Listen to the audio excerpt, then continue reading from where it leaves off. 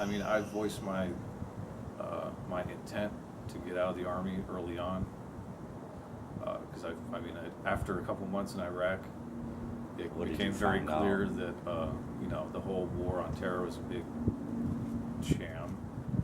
That there's no threat from these jackasses in Iraq. There's no way for them to come and threaten us here in the United States. So I thought, like, fuck, this whole time in the Army, how many of my commanders lied to my face every day, telling me, oh, this is to defend your country. When we go over there, it's not about defending the country.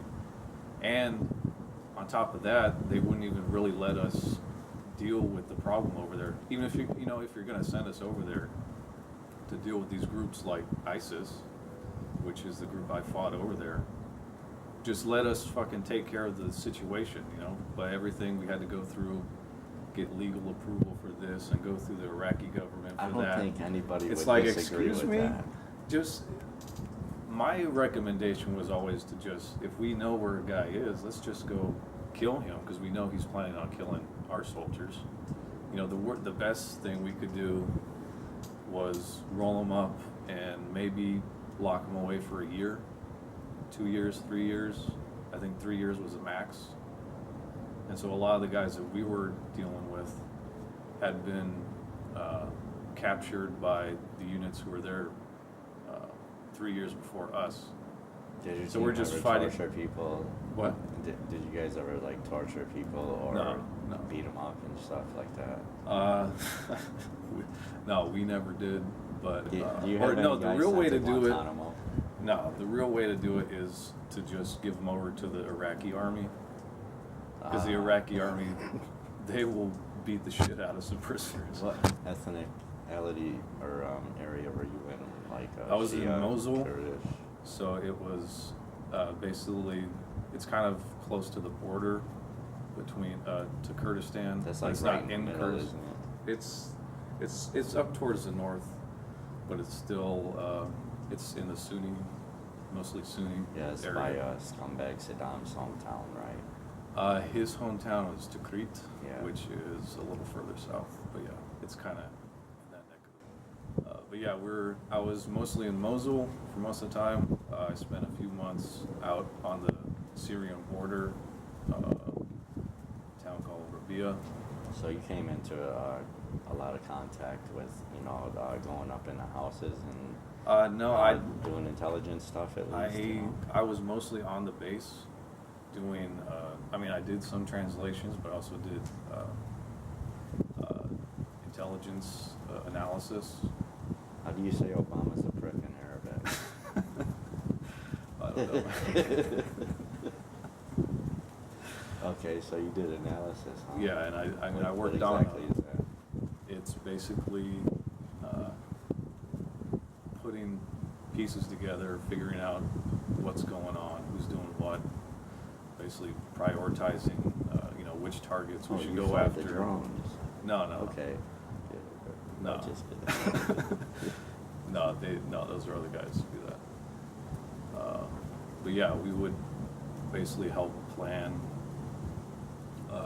not really plan operations, but we would give advice Tactical advice. to the people who would, like the top brass would be actually making the big decisions, but we would give them all the information we had. We basically just do collection and, collecting information from different sources and putting the pieces together, kind of processing things. But no, I was mostly a desk jockey, basically. Not really, but, doing... Desk. Yeah. Okay. Yeah, and it's basically just mostly trying to get an idea of what's going on. Nevertheless, when you're thousands of miles away in a foreign country, it takes a lot of balls just to do that. Yeah. I went on some convoys to do like courier type of missions and stuff, and I did some other.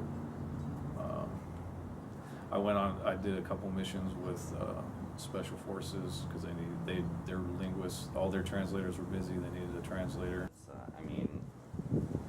I think just going over to another part of the world like that it takes a lot of guts, man.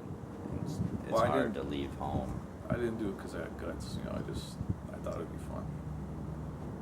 Oh, well, of course, you were what, I'm just fucking being 19? honest. Yeah, I signed up right after high school, so. Well, of course, you know. Well, how about the IEDs? Have you ever I come up worked upon them? No, you know, for whatever reason, yeah, all the convoys I went on, we never got hit with IEDs. I worked on a How do the convoys work? Basically, you got to go from point A to point B without getting blown up. Yeah, well, no shit, Sherlock. So, I yeah. mean, you know.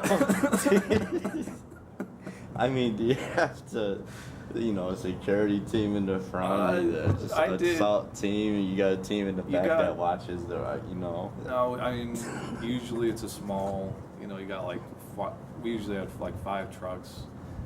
And yeah, everybody has to pull security because, you know, you can only fit But so not many people in a everybody truck. is in those good old MRAPs, are they? Except No. for the sheriffs in your hometown. I did go in an MRAP when you come home. Yeah, one convoy was in an MRAP, but mostly just Humvees, the up armored.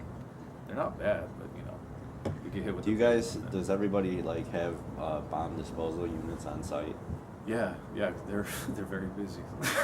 Really, there's that many? Because I mean, every day you got Is there IEDs. really that many? Yeah, it's a lot, man.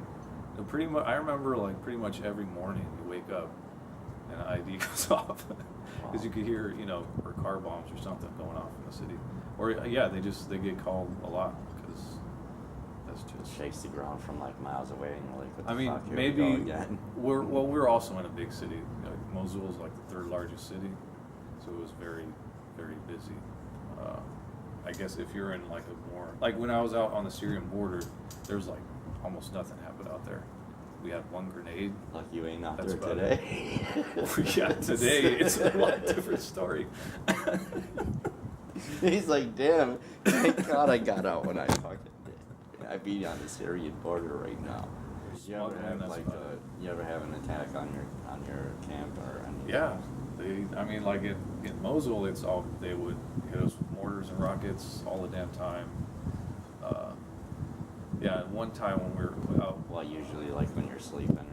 Well, I mean, it was a pretty big base, and they usually try to hit the airfield. So I mean, Just to scare the and shit out of you. Yeah, and they don't know what they don't even aim or nothing really. They just it's don't just know what like the a fuck shot in they're the doing. dark. So Yeah, most of the yeah. time, every now and then, yeah, they would get lucky. I remember the first time.